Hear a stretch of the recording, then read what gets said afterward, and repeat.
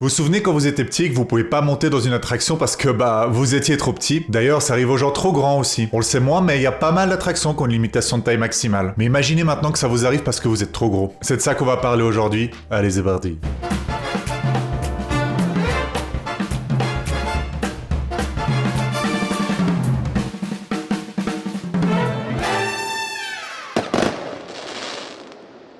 Vous l'aurez compris, aujourd'hui on va aborder un sujet plutôt délicat puisqu'on va discuter de comment les parcs et les constructeurs y font pour faire en sorte d'inclure le plus de monde possible dans les attractions. Évidemment, ça comporte des limites de taille comme je l'ai évoqué précédemment. D'ailleurs, Dieu merci que je fais pas plus d'1m90, sinon j'aurais vraiment le turbo sob de pas pouvoir monter dans les attractions à cause de ça. Mais ça comprend aussi des limites liées au poids des personnes qui montent dans les attractions. Alors bien sûr, il n'y a pas une balance à l'entrée de chaque attraction pour savoir si vous êtes trop lourd pour la faire ou pas. Par contre, dans les parcs aquatiques, ça se fait. D'ailleurs, je tiens à vous rassurer tout de suite, c'est pas parce que vous êtes lourd que vous êtes moins en sécurité dans une attraction. Les fermetures sont volontairement surdimensionnées pour tenir des charges bien plus lourdes que plusieurs fois votre poids. Les barres peuvent tenir plusieurs centaines de kilos sans aucun souci, donc vous pouvez monter l'esprit tranquille dans les attractions. En fait, la contrainte, elle est plutôt liée à la morphologie. Quand on est en situation d'obésité, on a généralement un tour de cuisse ou de ventre qui est supérieur à la moyenne et ça permet pas de fermer les harnais de façon sécuritaire. En fait, c'est une question d'angle. Chaque système de maintien, il a ses propres normes. C'est quand vous fermez le harnais, l'angle d'ouverture est trop grand, le train il va renvoyer à l'ordinateur un signal qui va empêcher le train de partir de la gare parce que vous serez simplement pas en sécurité à ce niveau-là. D'ailleurs, si vous êtes un peu observateur, vous remarquerez que quand vous fermez la sécurité, il y a une petite LED qui s'allume quelque part sur le train. Ça, c'est un indicateur pour indiquer que vous êtes bien en sécurité. Ce voyant, il sert avant tout aux opérateurs, bien entendu, pour voir si le harnais est bien fermé et si on va pouvoir envoyer le train. Pour moi, il existe deux grands types de fermetures qui ont chacun leurs avantages et leurs inconvénients. Les harnais et les lap-bars. Bien sûr, je généralise parce qu'il existe des systèmes de sécurité qui sont bien plus exotiques comme ce qu'on peut retrouver sur Tron à Disney par exemple. Les harnais, j'imagine que vous devez bien voir ce que c'est parce que c'est ce qui a été le plus courant pendant très longtemps sur les attractions à sensations fortes. C'est vraiment la fermeture par excellence qu'on peut voir sur des vieux modèles Vekoma comme Vampire à Walibi Belgium, mais aussi sur des modèles d'autres constructeurs comme Baron 1998 à Efteling ou encore Dragon Khan à Port Aventura. Les retrouve aussi sur les attractions foraines ou sur les attractions à sensations fortes comme les tours de chute ou les top spin comme Talocan à Fantasyland par exemple. Perso, je déteste ce type de système parce que je le trouve particulièrement inconfortable et en plus il a tendance à tuer les sensations vu qu'on est vraiment pris dedans sur tout le haut du corps. Sans côté qu'en plus si le coaster il tape, on a vraiment la joie et le bonheur d'avoir la tête qui tape dans le harnais et ça c'est vraiment super. Pour pallier à ça, les constructeurs ils ont essayé de faire évoluer ces harnais de différentes façons. Par exemple, Intamin ils ont fait des harnais vraiment infâmes comme sur Furious Baco qui donnent l'impression qu'on va se faire trancher la nuque si on se tient pas pour notre vie. Bref, je déteste ces harnais guillotine. Vekoma ils ont pris le parti de faire des harnais vestes sur leur coaster plus moderne. On peut retrouver ça sur des attractions comme Goudurix à Astérix ou Hyperspace Mountain à Disneyland. Perso, je trouve que les harnais ils ont tendance à être un petit peu plus permissifs pour les personnes obèses ou en surpoids. Mais j'imagine bien que si on a beaucoup de ventre, ça peut devenir gênant et que c'est pas l'idéal dans ce genre de cas. Pour ma part, j'ai jamais eu de soucis pour fermer des harnais, mais c'est vrai que j'ai jamais eu vraiment un gros ventre non plus, donc c'est très difficile pour moi de me prononcer sur la permissivité de ces systèmes. Perso, j'ai toujours plutôt été de la team grosse cuisse. Ce qui me fait naturellement arriver sur les lap bars, qui sont le deuxième grand système de fermeture, qui elles sont bien plus gênante quand on a un gros boule comme moi ou des grosses cuisses. Les lap bars, c'est des fermetures qui vont se poser sur vos cuisses tout simplement et qui vont vous maintenir par la taille et par le haut des jambes. Pour moi, il y a trois types de lap bars qu'on peut voir actuellement et elles ont toutes leurs petits inconvénients. Tout d'abord, et pour ma morphologie c'est de loin les pires, les lap bars qui viennent par devant. Tout est dans le nom, elles viennent directement entre vos jambes pour se poser directement sur vos cuisses. On peut les retrouver sur des coasters comme Silver Star à Europa Park ou Mystic à Walibi Ronald. Perso, je déteste ces lap bars là. Quand on a des grosses cuisses comme moi, c'est vraiment un enfer de savoir si on va pouvoir rentrer dans l'attraction ou pas. En plus, en général, je suis obligé de les serrer au maximum pour pouvoir faire l'attraction, ce qui m'écrase les cuisses et a tendance à me broyer les bijoux de famille et ça me tue complètement les sensations dans l'attraction. Bref, j'aime pas du tout. Je trouve que c'est un des pires systèmes de fermeture en termes de permissivité. Il peut très vite devenir gênant pour les personnes à grosses cuisses, mais il peut aussi assez rapidement être gênant pour les personnes qui ont un grand ventre. Ce type de lap-bar qui viennent par devant, on peut assez facilement les retrouver sur des attractions un peu moins sensationnelles, sur du familial, comme Max & Moritz à Efteling, ou Objectif Mars au Futuroscope. La bonne nouvelle sur du Family Coaster, c'est qu'on est quand même généralement sur des lap bars un petit peu plus permissifs parce que les forces y sont bien moins grandes. Ensuite, on a les lap bars qui viennent par le côté. Bon, là j'avoue que j'aurais bien aimé discuter avec l'ingénieur qui a designé ça parce que là, je comprends pas comment il a eu cette idée. Comme le nom l'indique, c'est des lap bars qui vont venir par le côté pour se poser au niveau de vos cuisses et de vos hanches. On peut retrouver ce système sur des coasters comme Tonnerre de Zeus à Astérix ou encore Abismo à Parque de Atracciones à Madrid. Je trouve ce système particulièrement chelou et inconfortable quand il est fermé. fermé. La première fois que j'ai fait Tonnerre de Zeus, j'ai cru que j'allais devenir stérile tellement je me suis fait compresser au niveau des cuisses et de mon intimité à cause de ces labarres pourries. En termes de permissivité, j'ai remarqué que les personnes qui avaient beaucoup de ventre avaient quand même du mal avec ce type de fermeture-là, et si vous avez des grosses cuisses, eh ben bon courage à vous. La dernière grande famille de lap-bar est celle qui a tendance à se démocratiser de plus en plus dans les coasters à sensation forte, c'est la lap-bar qui vient par au-dessus. Et là, vous en avez forcément vu si vous avez déjà fait des coasters à sensation forte modernes, parce qu'on peut les retrouver sur Bluefire ou Voltron à Europa Park, ou encore sur Toutatis au parc Astérix. D'ailleurs, c'est aussi présent sur Taron à Phantasialand. J'ai un super Lego de Taron là, vous l'avez vu? Il est beau, hein? Bon, il est un petit peu poussiéreux, faudrait que je le nettoie, mais il est beau, hein? Perso, c'est de très loin mon système de fermeture préféré, et ce pour plusieurs raisons. Vu que le haut du corps il est libre et qu'on est retenu que par les cuisses et la taille, on ressent beaucoup plus fort les sensations, et c'est vraiment ce qu'on recherche dans une attraction à sensation forte. Ensuite, je trouve que c'est à l'heure actuelle le système qui est le plus inclusif dans les attractions à sensation forte. Il y a des constructeurs qui s'appliquent vraiment à faire attention que leur lap-bar elles aient l'angle d'ouverture le plus grand possible afin que le plus de gens possible puissent monter dans leur attraction. Après, le revers de la médaille, il est le même que pour toutes les autres lap-bars. Si vous avez des grosses cuisses ou un gros ventre, elles peuvent devenir gênantes. D'ailleurs, petit pro tip, si vous avez des grosses cuisses, ce que je vous conseille, c'est de pas vous asseoir normalement comme là je le suis sur ma chaise, mais plutôt de croiser les jambes et d'essayer de les mettre vers l'arrière. Ça va aplatir vos cuisses, vous allez avoir plus d'aisance à fermer la lap-bar et ça va peut-être vous permettre simplement de passer dans le coaster. Je sais pas si ça se voit, il y a une petite pause entre deux, j'ai peut-être renversé toute ma boisson sur moi.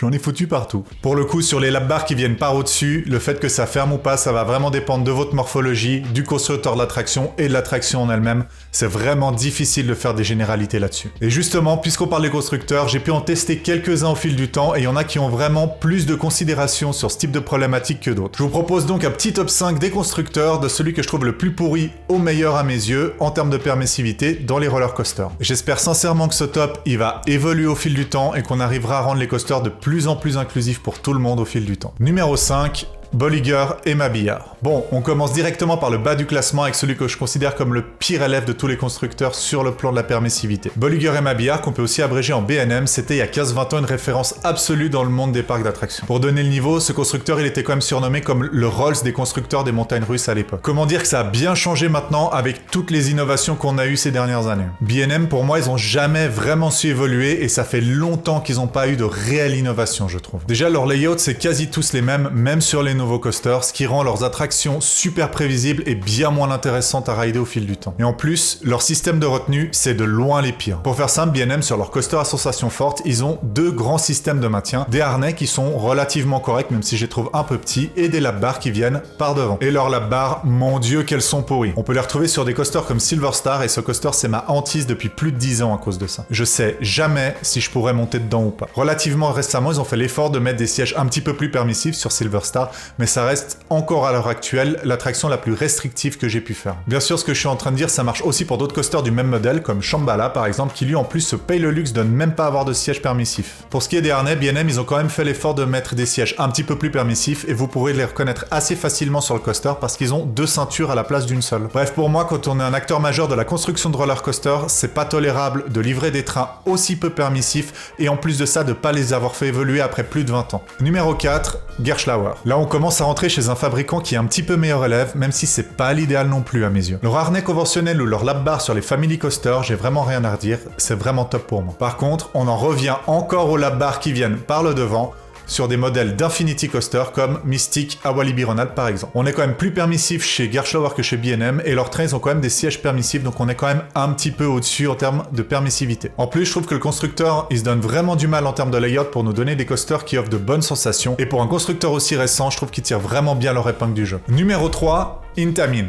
Intamin, je crois qu'ils ont eu quasi tous les systèmes de fermeture de la Terre. Que ce soit des harnais, des lap bars qui viennent par devant, des lap bars qui viennent par au-dessus, ou leur magnifique et incroyable harnais guillotine. Par contre, j'ai personnellement jamais eu trop de mal à monter dans l'un de leurs coasters. J'ai vu des gens pour qui c'était encore compliqué de monter dans des coasters comme Toutatis ou Maoka, alors qu'ils seraient clairement passés dans des coasters des deux constructeurs que je vais citer dans la suite du top. C'est pour ça que pour moi, Intamin, ils ont encore un petit peu de travail à faire en termes de permissivité, même si pour moi, ils font un travail très correct et honnête à ce niveau-là à l'heure actuelle. Et puis je dois être franc, j'adore Intamin pour leur folie des grandeurs. Les 99% du temps, quand un coaster bat un record ou un système ultra innovant, c'est Intamin qui est derrière. Alors tout n'est pas parfait chez eux, mais ils font vraiment des machines super intéressantes, et les mettre plus bas dans le classement, ça aurait été vraiment malhonnête de ma part. Numéro 2, Vekoma. Ça va peut-être en choquer quelques-uns, mais j'adore profondément Vekoma. Pourtant, ils sont les créateurs des plus grosses boosts qu'on puisse rider à l'heure actuelle, comme Vampire à Walibi Belgium ou les Boomerangs qui ont un peu pullulé partout dans les années 80. Pourtant, depuis quelques années, ils ont commencé à évoluer et à faire des attractions que je trouve juste incroyables. Pour en citer qu'une, j'évoquerai Fly à Fantasyland qui est à mes yeux un bijou unique au monde. Niveau système de retenue, on est tout le temps soit sur du harnais Endure, soit sur du harnais Vest pour les coasters à forte sensation. J'aime personnellement pas trop ces systèmes de maintien et Vekoma, ils auraient pu avoir la première place s'ils faisaient des lap bars. Niveau permissivité, par contre, j'ai jamais eu de souci à fermer aucun de leurs harnais et j'ai jamais vu personne galérer dedans. J'imagine qu'il doit être plutôt gênant pour les personnes qui ont du ventre parce que pour la team grosse cuisse comme moi, j'ai jamais eu de souci pour rider un de leurs coasters. Numéro 1.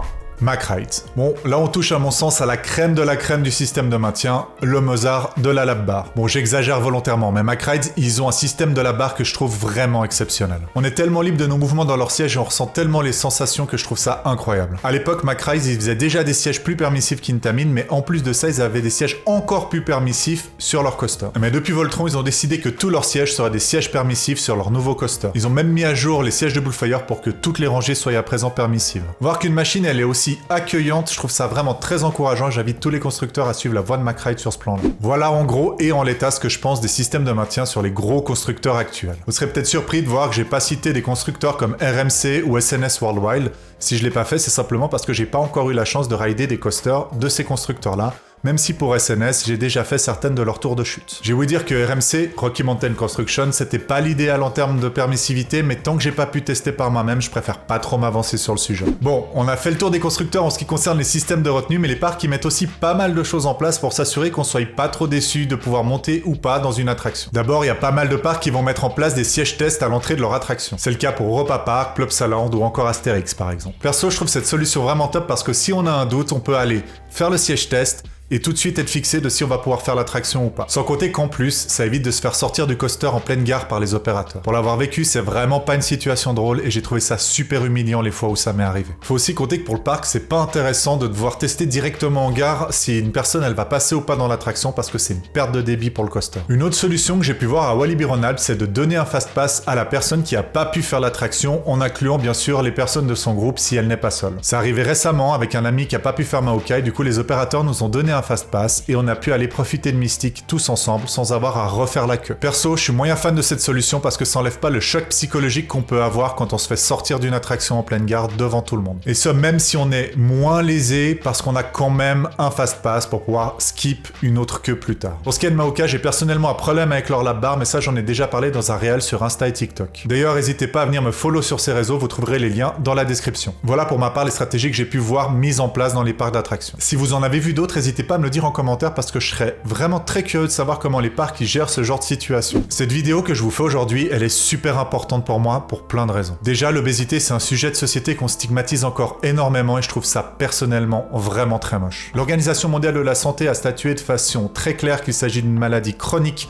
et multifactorielle et que c'est pas la faute des personnes obèses si elles le sont. C'est aussi un sujet qui concerne de plus en plus de monde car selon l'Observatoire français d'épidémiologie de l'obésité, quasiment 50% de la population française est soit en surpoids soit obèse. Cette vidéo, je l'ai écrite et tournée plusieurs fois parce que c'est un sujet qui me touche très personnellement vu que je suis un ancien obèse morbide et que j'arrivais pas à avoir le rendu que je souhaitais. C'est une maladie contre laquelle je me bats depuis des années et contre laquelle je devrais jamais arrêter de me battre parce qu'on n'en sort jamais vraiment, même si on a perdu du poids. Les coasters et plus particulièrement Silver Star, c'est ce qui m'a donné à ce jour la force de perdre 35 kilos et d'essayer de continuer à perdre du poids pour pouvoir continuer à faire des tours de montagne russes parce que j'aime tout simplement profondément faire ça. Si cette chaîne elle s'appelle Coaster Journey, c'est pas uniquement pour faire référence au parc d'attractions, mais c'est aussi parce que dans le mot journey en anglais, il y a une notion de voyage intérieur et personnel qui fait référence à ma lutte contre cette maladie que je partage avec vous au fil des vidéos. Cette vidéo, elle compte énormément pour moi, j'espère qu'elle parlera à des gens qui comprendront ce que ça fait de pas pouvoir profiter de sa passion parce qu'on n'arrive simplement pas à perdre du poids. Je sais ce que c'est que d'avoir la boule au ventre ou de pas réussir à dormir avant d'aller dans un parc parce qu'on sait pas si on pourra faire ou pas l'attraction qu'on rêve de faire depuis des années. Et pour toutes les personnes qui sont en situation d'obésité et qui n'arrivent pas à perdre du poids, sachez que c'est pas de votre faute et sachez que vous pouvez y arriver. Ce qui m'a personnellement vraiment beaucoup aidé, ça a été d'avoir un vrai suivi médical pour ça. On est tous différents face à la maladie, mais on en souffre tous autant. Force à vous, et je vous souhaite à toutes et tous de pouvoir rider tous les coasters que vous souhaitez faire dans votre vie. C'était Marty de Coaster Journey, et on se retrouve bientôt dans une vidéo qui sera peut-être dans un parc.